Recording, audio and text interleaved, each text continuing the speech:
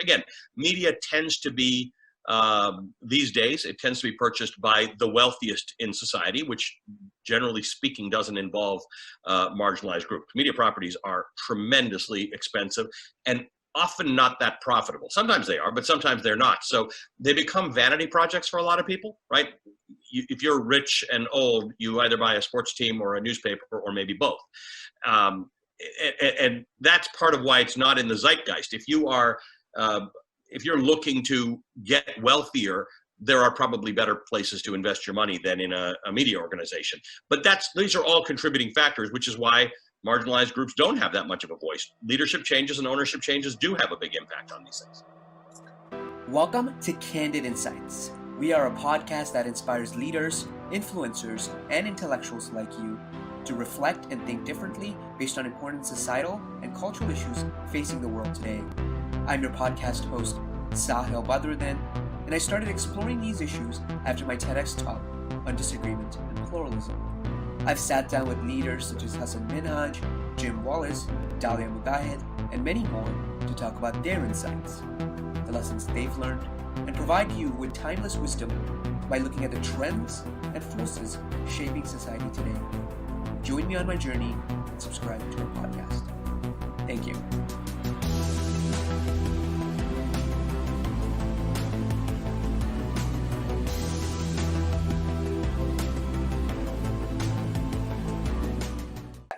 I'm your host, Sahil Badruddin, and joining us today is Ali Velshi, a television journalist at MSNBC and senior economic and business correspondent for NBC News.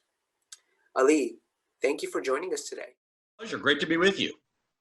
I want to start by talking about media bubbles. You might have heard of this term post-fact society, that we kind of live in a world where individuals feel entitled not only to their own opinions, but to their own facts.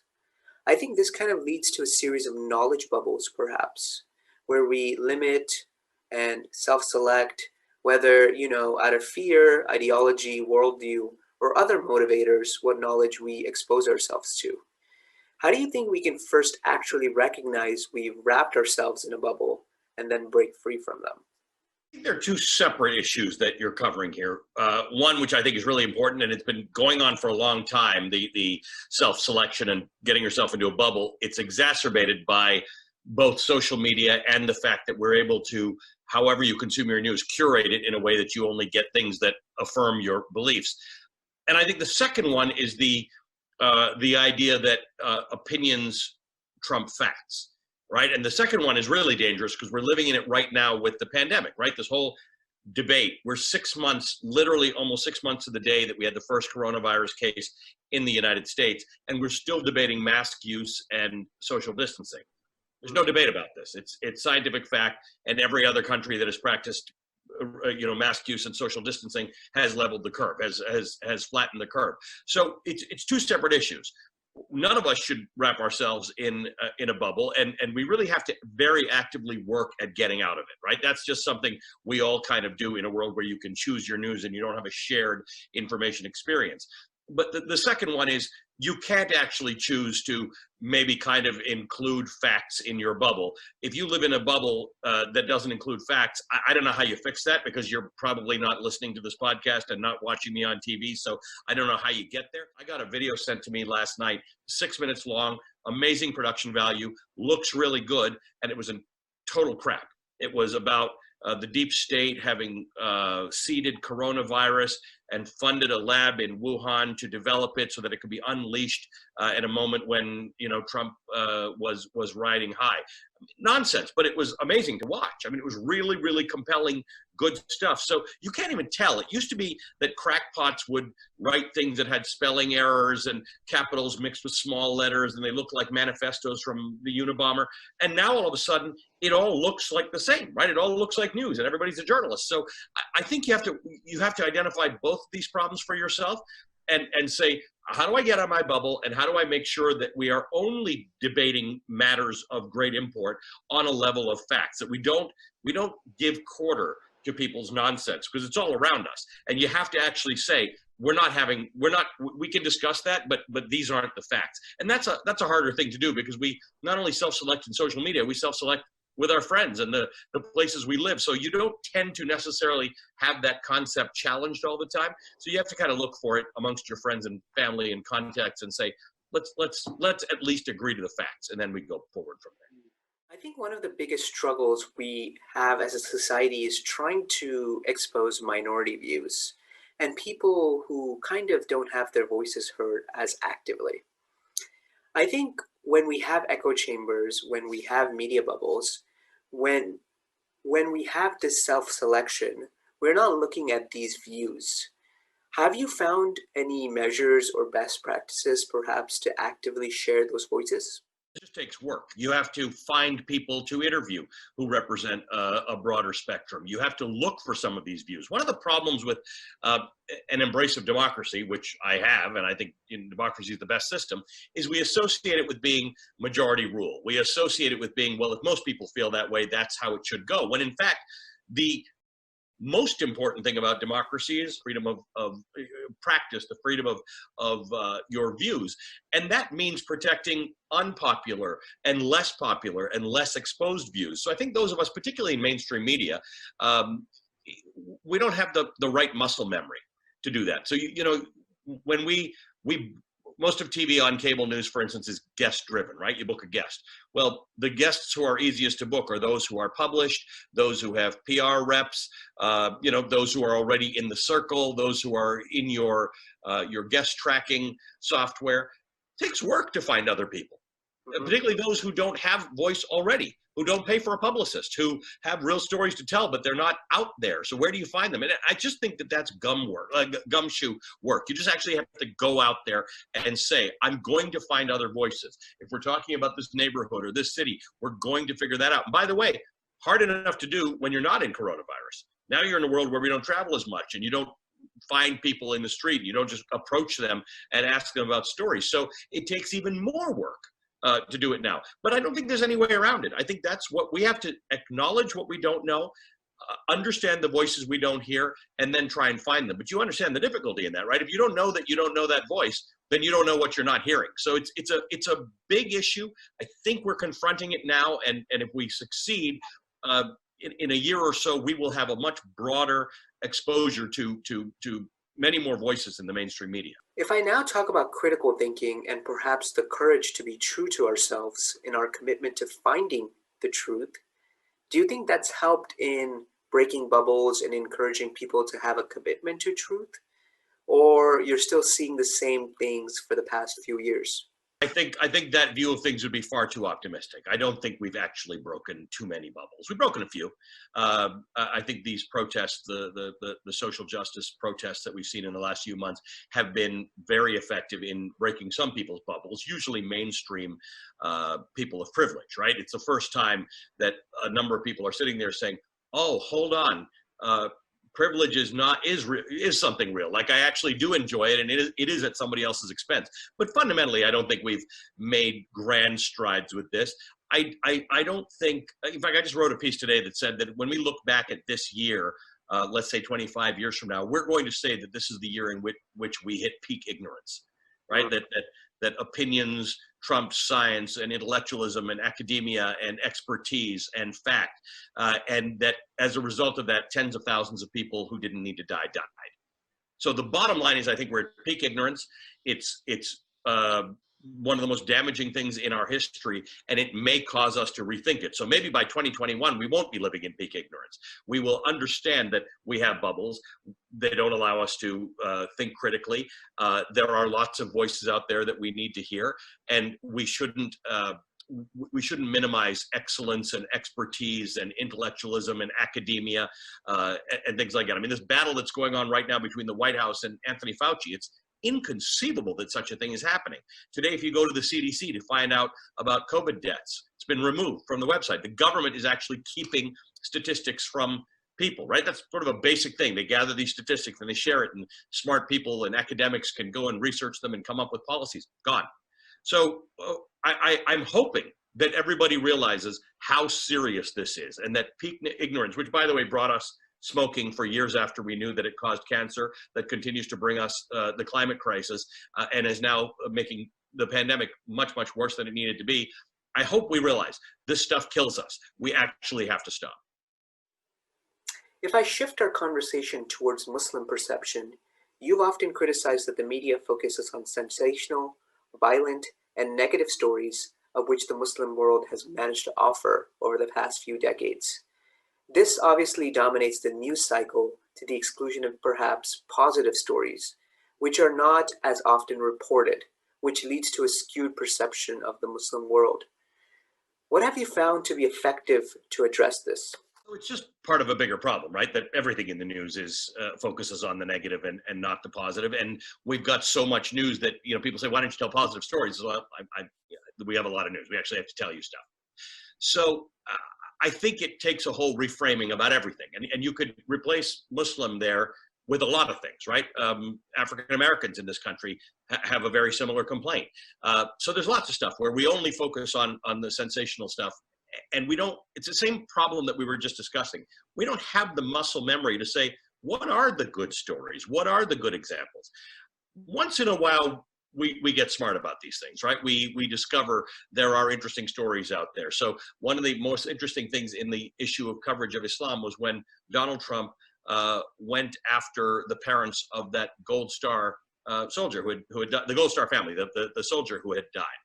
And that sort of made people understand that wasn't just sort of a thing that seemed to be prejudicial, but it was about Muslims. And the common view amongst Americans was not that Muslims had much to do with the US military. So suddenly you started seeing these Muslim faces in the military, people who had been in the military, who just like anybody else, not necessarily by virtue of their religion or their faith, joined the military to support their country. One of whom, in this particular example, died in the service of his country. And that caused us to examine certain things. What we have to be careful of is not to fetishize it, right? Not to now go out of your way and find things that might feel like standouts to make your point. If you just reported on everybody more fairly, then you wouldn't be dealing with the extreme examples on either side. So in the case of Islam, terrorists on one side and people who do things that you would never imagine that they were doing, right? Most of society lives in the middle. Most of society are not evil. They don't do bad things, but they live their lives and they bring up their families and they follow the law and they pay their taxes and they're loyal to their countries. We don't do, as media, we don't do a great job of telling stories of everybody in the middle. And so we have to do that for everybody, all of society, and then we have to start to do it for marginalized groups. And if part of the issue with Islam is that it is, for all the Muslims in this country, it still remains unfamiliar to most people. So the prejudicial story takes root because you don't have a personal experience to overcome it.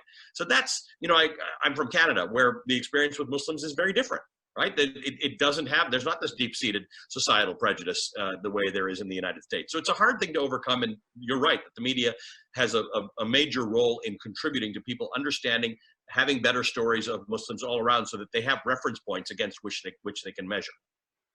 Makes sense. If I talk about social media now, I think social media plays a large role in the spread of knowledge today. In 2016, a Pew Research study cited in The Guardian reported that 6 out of every 10 millennials get their political views on Facebook. Now, I'm sure it shifted perhaps to, other platforms, but making the 1.7 billion user social behemoth the largest millennial marketplace for news and ideas in the world. But within Facebook's ecosystem exists a world of intellectual biomes created by users whose interest in interacting with opposing political views is nearly non-existent. And we kind of talked about this earlier, about how people are being fed news they want to hear rather than, something that challenges them. But what I want to get here at is actually leaders. So speaking broadly, the leaders in organizations and institutions will probably adopt echo chambers and perhaps even without realizing it. And I think when leadership is exposed to views in echo chambers, then it's not healthy leadership at this point, clearly. So how do you think we can help leaders recognize they're stuck in these echo chambers and media bubbles, etc.? I don't know. I don't know that there's any logical way to do it. The two things that have moved the needle with corporate leaders in the last few years have been Me Too and Black Lives Matter. right? Until it explodes in front of them. In other words, there are lawsuits, there are boycotts, there are staff revolts, and there are customer revolts. Nothing happens, right? Leaders are about making money for their companies. I don't even know that it's something that a lot, and listen, I'm an economics journalist, right? All I did for years was interview CEOs of public companies. I'm not sure most people are even looking to solve this problem.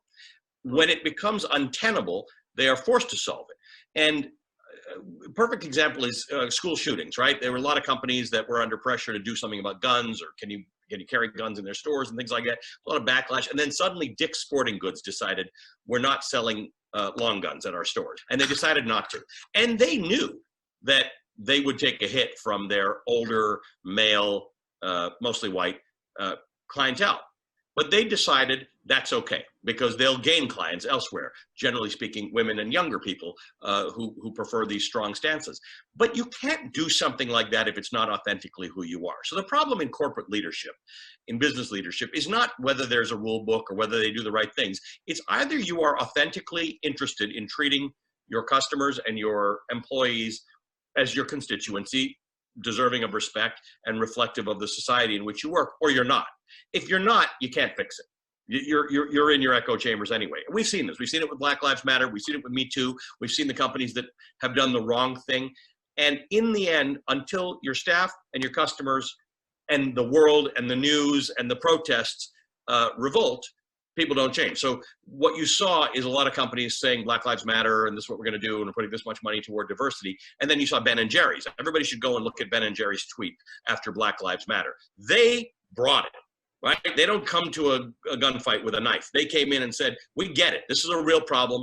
And you know, they've got an authentic presence in terms of social justice. Patagonia has an authentic presence in terms of social justice. So when you're looking at really changing your outlook, it's got to be an authentic presence. For many years, companies decided to have departments called corporate social responsibility.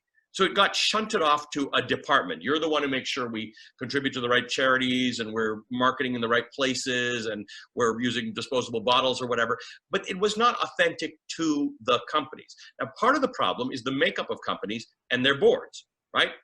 America is renowned for the fact that corporate boards they're not representative of the population in any fashion. There aren't many women on them. There are very, very few corporate CEOs who are women. There are very few board members who are women or members of minorities. In places like France and Norway, they've sort of figured that the way you solve these problems is starting at the board, because the boards hire the CEOs, the boards determine how these companies act. And if you mandate in those cases that there are I think I'm making it up, but a percentage of women on those boards, you will find a trickle-down effect. So I don't think anybody comes about this all that honestly. I think you have to be forced, in some cases by government, in some cases by the media, in most cases by your customers, and in some cases by your staff to change. And if they don't change it, and if there's a movement to change it, people are going to live in their echo chambers as long as they can. You know, I think there are sometimes news outlets for sale. I think the Times of London was on sale at one point, and also I think The Atlantic, if I remember correctly, was also on sale. Have you seen wealthy people of marginalized groups or marginalized organizations take a larger interest in the media? And perhaps, you know, buying news outlets or taking an active stance in news outlets in general? No, for two reasons. One is people don't get involved in things they're not typically involved in. So there just hasn't been, news media has not been fairly well represented. So, you know, people do the things they know. And the second thing is marginalized groups tend to focus media efforts on outlets that fall within the range of the things that they consume.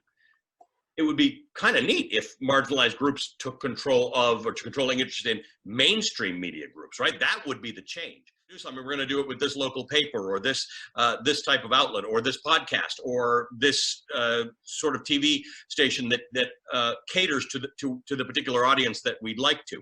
And I think that's an interesting concept, right? Do you use your power to cater to the people who you know are your audience? Or do you use it to actually move the needle elsewhere? And that's an interesting concept. Again, media tends to be these days, it tends to be purchased by the wealthiest in society, which generally speaking doesn't involve marginalized groups. Media properties are tremendously expensive and often not that profitable. Sometimes they are, but sometimes they're not. So they become vanity projects for a lot of people, right? If you're rich and old, you either buy a sports team or a newspaper or maybe both. And that's part of why it's not in the zeitgeist. If you're looking to get wealthier, there are probably better places to invest your money than in a media organization. But these are all contributing factors, which is why marginalized groups don't have that much of a voice. Leadership changes and ownership changes do have a big impact. What do you do perhaps to encourage people who want to pursue journalism but are a minority in the context of journalism? What would you say to them? I think it's a twofold process, right? One is you have to encourage the people who might get involved in this to continue to do so. And in my career, that has changed dramatically, right? When I started in this career, I was a minority of a minority of a minority. It was really, really rare and mostly tokenish to have minorities, for instance, on TV.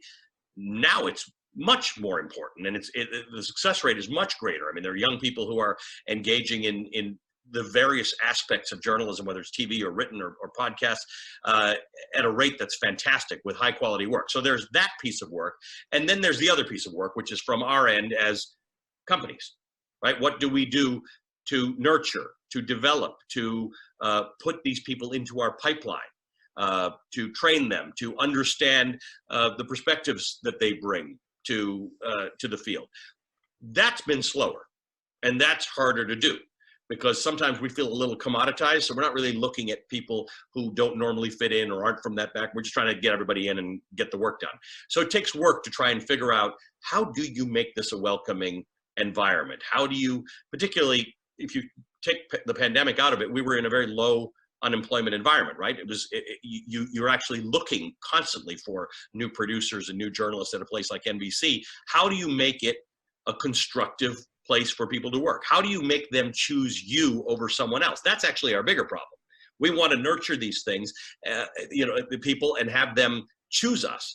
So, at NBC, we've struggled with this in the last few years because there've been a lot of criticisms about the way the company has been managed for a while. And I think and I hope that we've learned from it. We've made a lot of changes, and we really are making commitments, for instance, to diversify our workforce. But we also, every year, in normal times, go to all of the conventions, for instance, that are held by groups of journalists who might be underrepresented, Asian Americans or African Americans, and we go and we hold sessions and recruiting things. So you have to really try. But if you don't try, you will miss the boat on this one, because we are a field that people can choose anything they want. They can choose who they want to work with. If you are not seen as a place that is respectful of and nurturing of different perspectives, they'll just choose someone else, and your product will suffer in the end. Now, what advice would you give to minority communities, which again have trouble getting out of their silos, to get more civically engaged? That's an interesting one, because what happens, there are two kinds of minority communities, right? There are those that are well established, but outside of the mainstream, not for their own reasons, but because the mainstream keeps them out. And I think we're starting to see that, for instance, with African Americans, right? We're starting to realize the degree to which the life of an African American in America is entirely different than it is for other people, from a safety perspective, from a social justice perspective, from a criminal justice perspective, from an education perspective, from a housing perspective, from a how you get a loan perspective. Like, we're understanding that society has been broken toward African Americans, and that's going to take societal change. On the other hand, you've got groups that maybe keep a little more to themselves for other reasons, right? Familiarity, the idea that maybe they're immigrant communities, so they're working hard, and economics and prosperity play a major role. So who's got time for civic action and politics or even journalism? In a lot of minority communities, journalism is not understood as something that is necessary, or participation in politics is not understood as something that is necessary. And what we've seen in the last few years in America is real efforts to bring people into politics, civic action, protest, journalism, where they haven't been in the past. But it takes work. I mean, there are groups that have sprung up to to nurture women who are running for political office, because typically speaking, women don't have the same infrastructure that men have to support a run for political office. For minority women, and you saw the fruits of this in 2018. You saw record numbers of women and minorities being elected to not just Congress, but local races. So none of this happens by chance. It's all got to be something that's thought out. But communities have to look at what's going on right now, the movements that are going on, and say, are we sufficiently represented? Are we sufficiently active? And remember, a lot of communities shied away from political activity for fear of being on the wrong side, right? It really occurs to immigrant families, immigrant communities, because in many cases they came from a country where being on the wrong side of politics meant destruction for you. But what success looks like in America, if you're a minority or you're marginalized, is to be involved in politics on all sides, right? Why not have members of your group or community running for office for whatever political parties are running, or running against each other? We've got to understand that decisions in this country are made. They're made for you if you're not a participant, if you're not at the table. So you've got to figure out ways to actually have a seat at the table. I'm starting to see that happen more, but it's just got to be a realization. And by the way, sometimes it's not a community level realization. Sometimes it is. Sometimes just an individual realization. This is what I can do. This is the impact I can have. This is the imprint that I can impose. So I'm going to do it. It is hard because sometimes you don't get support from everybody in your community. When I started off as a journalist, I got more weird looks from people in my community who say, is that a thing? Like, why can't you be a lawyer or a doctor or something like that? But you have to sort of commit to these ideas. By religious cultural identity, you're a Shia Muslim. How does that part of your identity impact you today? It's not like a badge, right? It just is.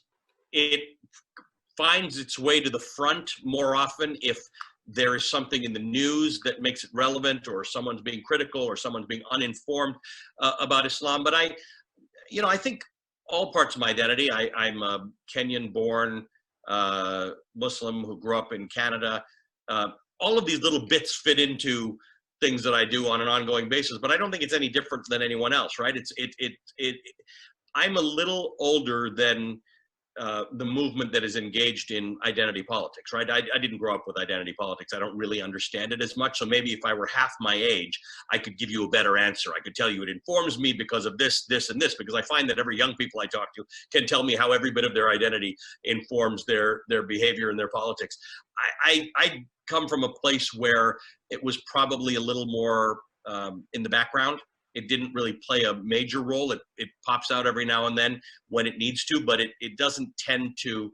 I don't get up in the morning and identify with a political party. I don't get up in the morning and think about it that way. So it's just there. It doesn't really have a manifestation on a daily basis other than in my own life. The reason why I ask is because there are people in the Muslim community who look up to you, whether in journalism or other things, as perhaps a role model. Do you feel you have more of a responsibility now of identifying to an identity? And do you think there are lessons perhaps you want to kind of share with those individuals? It's a really interesting question, because I got involved a few years ago with a group of Muslim journalists in New York, just talking about sort of things that were going on outside and how best to use the platforms we have. And there was a real interesting difference in school of thought. There were people who thought that if you belong to or have a particular identity, that it is your responsibility to illustrate that and to illuminate it and to use it in the determination of stories and how you cover them. And there was another school of thought of people who said, your best responsibility is to break barriers, because we're not at a point where all barriers are broken. So break barriers, get into the newsrooms, get seated at the table, get the promotions necessary to then be in a position to make really good decisions, generally speaking, about coverage and hiring. And I was watching this debate in a very interesting fashion, because the two different sides of it felt very strongly that their perspective was valuable. And I see both. I think it makes a lot of sense. I think there's no one recipe for this, right? There are some people who are just going to fit into the established system and advance, and in their advancement will prove the point, and then will have an influence on others because they will be seen as role models, and they will be able to make coverage decisions and things like that. And there are others for whom every story they write is driven by their identity. And that's not just about Muslims, that's about everybody, right? There's some people I meet where everything they do is driven by their identity, and they advance the cause on that front. And I think the world is best made up of a combination of those people. So I think that anybody, any member of a marginalized group, any Muslim, any person of color who wants to get involved, let's say in journalism, should have the freedom to do so for the reasons that anybody who's not marginalized should do so, right? So if you're not marginalized, you can go into journalism because you just want to succeed in the profession and move up the ladder, or you can get in there because you really want to move the needle. The bottom line is, if you are a journalist, you have two responsibilities. The first one is to bear witness, to tell people what's going on, and the second one is to hold power to account. And you can't do number two without doing number one, right? If you can't tell people what's happening, then you can't hold anybody to account. Every journalist has those two responsibilities.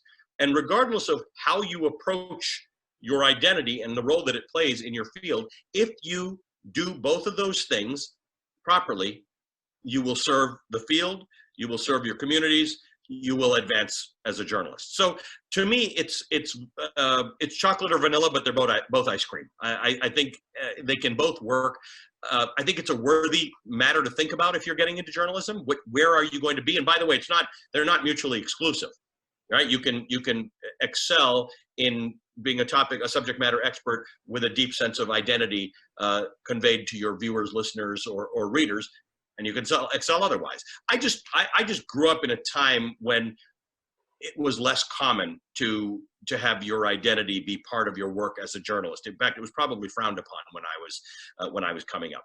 Now I think you can make that choice for yourself, and I'm so pleased to see that people have the ability to make that choice, and I think whatever choice they make is okay. The last thing I want to ask is the future, and specifically your vision for the future. This is a little deep, but what would be a vision that you have that the world can achieve, let's say in perhaps 25 years, and any insights or suggestions you would give to help achieve this vision? Yeah, well, look, I think there are, I think the most, I don't know if it's the most pressing, I've got a couple of baskets of the things that are most important in the world. And I think we have to remember climate change is probably way up there, because we will cease to exist if we don't deal with this issue, and we certainly are not dealing with it in a meaningful way. So I certainly hope in 25 years we will look back and say, back in 2020 or 2020, 2021, we decided how serious this was and actually decided to take action on it, because otherwise we'll all be burning by then. So I suppose that tops my list because it's existential. I think social justice and income inequality are the biggest problems in our time. We want for nothing in this world. We're not sure, in my lifetime, we have talked about starvation and running out of oil and running out of water and running out of food. None of that's going to happen. We're not going to run out of food. We're not going to run out of oil. We're not going to run out of water. We're not short of anything on earth. We just distribute it uniquely badly.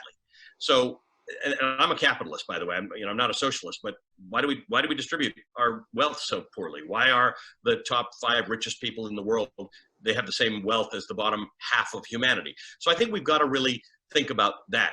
But most importantly, I think the more important part of your question is, how do we get there? We're going to have to become better at discourse, right? We're going to have to, in fact, full circle to the absolute beginning of your interview with me, we got to get out of our bubbles a little bit. You don't have to agree with other people. That's the beauty of our society. You don't have to agree with them. You don't have to share their views. You don't have to approve of their lifestyles. But boy, you do have to talk. You do have to engage them. You do have to win in the arena of ideas, not in the arena of force, in the arena of I have bigger numbers than you have. We have to win on the basis of ideas. And part of the bubble problem is that we're not exercising those muscles. And the stuff that's going on in America is not going on to the same degree everywhere, but it's going on all over the world. It's us versus them. And politicians and leaders have done a great job of pitting you against everybody else so that you're not concentrating on what really matters. Changes in economic policy that will fix climate change and that will fix income inequality. Right now, we're all just busy fighting with each other. And that has to stop. We will look back at this age and not only say that it was peak ignorance, but boy, people bicker a lot. Why can't you actually debate, come up with solutions, and get them done? I'm hopeful only because people like you exist, because my generation has messed this up entirely. Your generation thinks about these things. You're smarter about it. I would only caution to a younger generation, it's easy to get set in your beliefs. Be ready to debate. Be ready to engage. Don't shut down debate. Engage in it, win on the basis of good ideas, and you have a chance now to save the world. My generation wrecked the chance, but you still do. There's something I kind of live by, and it's this idea of thoughtful opinions held loosely, right?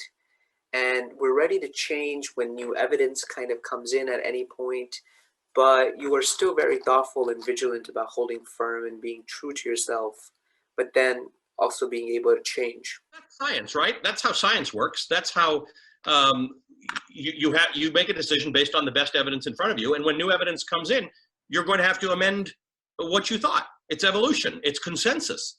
So I think if part of our problem is we're anti-science right now, we're anti-intellectualism. So we don't realize that what you just described is in the best traditions of liberal arts. It's in the best traditions of science, right? People who say we are on a journey of discovery. Keep discovering, keep asking, keep looking for solutions, and keep amending your perspectives until you get to the right place, or at least that you can bring people along. I think that's really a good way to look at it. Look, do you hold loose opinions on racism? Probably not. Or loose opinions on equality? Probably not. But can you listen to people, and can you hear what they're saying, and can you, in some fashion, validate their opinion of it while arguing your case? I think that's a good goal to have. This was great. Thank you, Ali. Thank you very much for inviting me. I've enjoyed it. Thank you for listening to today's episode with Candid Insights. If you enjoyed it, don't forget to subscribe or follow us on social media for updates on future episodes. I'm your host, Sahil Badruddin, and for a transcript of this interview and others, visit my website at candidinsights.co.